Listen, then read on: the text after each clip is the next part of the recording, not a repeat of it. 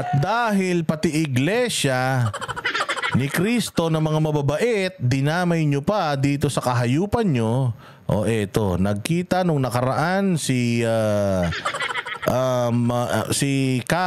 Manalo ng Iglesia ni Cristo at si Inday Sara. Ngayon naman, ang nagpunta sa kanya ay si PRRD. Kaya naman, naku po, medyo delikado ito ha. Delikado ito mga bossing. Kasi itong Iglesia ni Cristo na alam naman natin napaka-ma-impluwensya dito sa Pilipinas at itong Iglesia ni Cristo na nagkandidato or inendorso itong si Bongbong Marcos, alam naman natin na medyo dismayado sila dyan sa People's Initiative.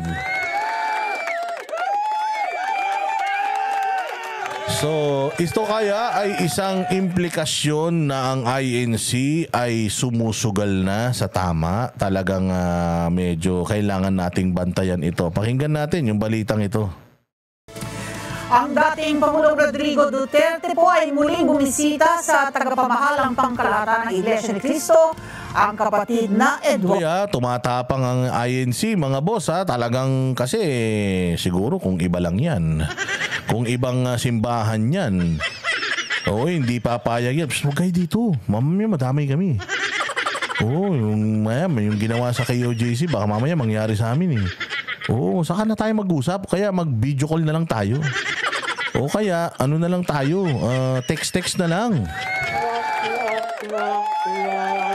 Ito na ha, talagang nagpapakita ang INC ng paninindigan ha. Mukhang magandang labanan ito. Eduardo Manalo. Narito po ang mga detalye. Nitong Huwebes, Oktubre 10, nang dumating sa Iglesia ni Cristo Central Office si dating Pangulong Rodrigo Duterte. Malugod siyang tinanggap bilang paggalang sa dating leader ng... Tingnan mo naman, oh. Tingnan mo naman, di ba? Oh. Ang sasaya noong mga taga-INC. Diyan mo makikita sa picture na yan na ang mga taga-INC mukhang, ha? Ito, hindi ko sinasabing totoo, ha? Hindi naman ako INC, pero just by the look of this picture, it shows na they are happy na binisita sila ni PRD. Makikita mo yan. Ito si PRD, medyo iba ang iba ang tingin niya dito kay ate yung kumamay sa kanya. Baka naman PRD, ikaw pumunta ka diyan ha. Baka naman sumasay chika pa ng mga diyan ng mga magagandang mga member ng INC ha. Ikaw tumigil ka na PRD, madami na masyado ha. Pero makikita mo dito sa video na to na talagang maganda ang pagtanggap kay PRD ng mga tao. Palakpak, mga nakatingin, talagang mga nakakita mo yung mga face mask nila, alam mong mga nakangiti. Naku, magandang senyalis ito. Ating bansa. Matatandaan na bago matapos ang kanyang termino bilang presidente noong June 30, 2022, muli siyang bumisita sa Executive Minister ng Iglesia ni Cristo, ang kapatid na Eduardo V. Manalo. Sa kabuuan ng kanyang termino bilang Pangulo, ang INC ay naging mabisang katulong ng pamahalaan sa mabubuting adhikain nito na matulungang ang ating mga kababayan. Alam mo, totoo, itong INC, I would say, parehas din ito ng KOJC na talagang for the nation building. And ako ay napakalaki ng aking paniniwala na ang INC ay panig sa katotohanan. Hindi yan hindi mo makokorrupt ang INC. Magpapakita talaga yan ng suporta doon sa mga alam nilang gumagawa ng matino. Pero sa mga gumagawa ng kabulastugan, sigurado ako lalabanan din nila yan. Lalo na sa panahon ng krisis at mga kalamidad. Sa kasagsagan ng pagharap ng bansa sa pandemya bunga ng COVID-19 ay lalong pinatunayan ng Iglesia ni Cristo ang pakikiisa. Oy, totoo yan. Yung Iglesia ni Cristo, yung pinakamalaking dome nila, alam niyo yun? Yung pinakamalaking arena nila. Alam niyo ba na meron sila doon na yung open field nila, hindi naman yung, basta yung isang stadium nila doon. Ginawa pa nilang mega quarantine facility yun dyan sa Bulacan. Bilib na bilib tayo dun. Mega din yan, naging mega vaccine din yan, mega testing, yaang Philippine Arena at mega bakuna din yan. Kasi yung tatay ko, yung nanay ko nung nagka-COVID, tas nagka-COVID kami lahat. Pucha yan, diyan kami sinwab test ng libre.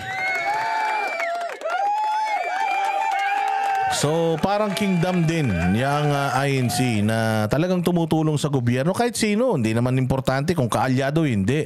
Ang importante sa kanila makatulong sila sa bayan. At pagtulong sa pamahalaan.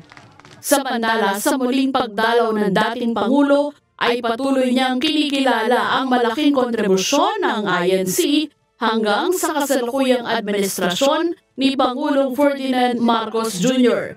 Nasaksihan din ng dating Pangulo maging ang mga malalaking gawaing pansibiko ng iglesia sa ibayong dagat, pangunahin na ang lingap sa mamamayan na nakatutulong hindi lamang sa marami nating mga kababayan na OFW, kahit pa sa mga non-Filipino ay tumutulong ang iglesia. O diba parang KOJC lang? Parehas yan. For the nation building at syempre sa sa talagang pagtulong sa kapwa tao, hindi lang Pilipino. Pati ibang lahi, o kita mo, 'di ba? Meron silang ganyan overseas kasi nga yung simbahan ni Pastor Apollo Kibuloy at saka ang INC, worldwide 'yan.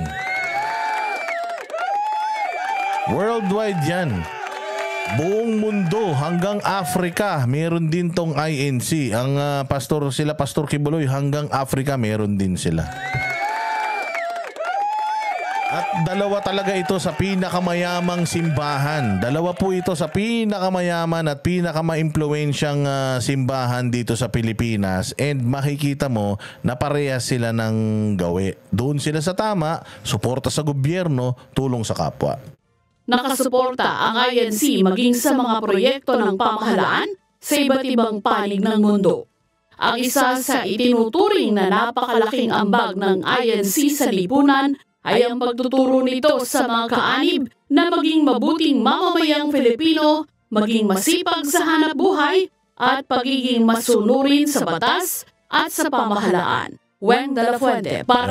palakpakan natin. So ito magandang pangitain yan mga bossing Isang napakagandang pangitain mga bossing na si PRD at ang kanyang anak na si Inday Sara ay talaga naman nagpapakita ng affiliations with itong ating Iglesia ni Cristo.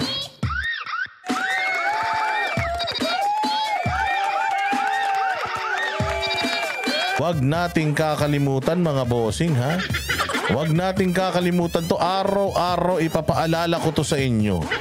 Numero 1 sa ating balota, sa ating tantos, Pastor Apollo Kibuloy.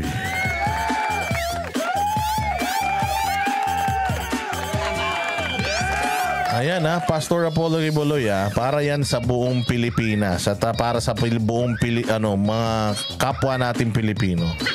Natin ngayon pa lang kondisyonin na natin ang mga utak ng mga kaibigan natin, kapatid natin, kamag-anak natin, pati kaaway natin. Na si Pastor Apollo Kibuloy lang ang kanilang numero 1. Yung number 2 hanggang number 12. Bala na kayo sa buhay ninyo. Basta si Pastor Kibuloy number 1 sa balota natin.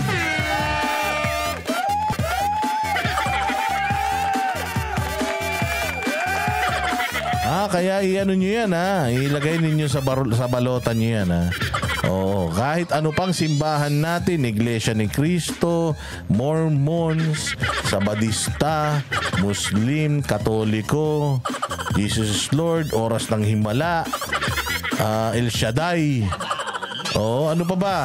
Protestante, lahat. Lahat. I-shoot natin si Pastor Apollo Kibuloy sa Senado kung gusto niyo makaganti kay Ontiveros.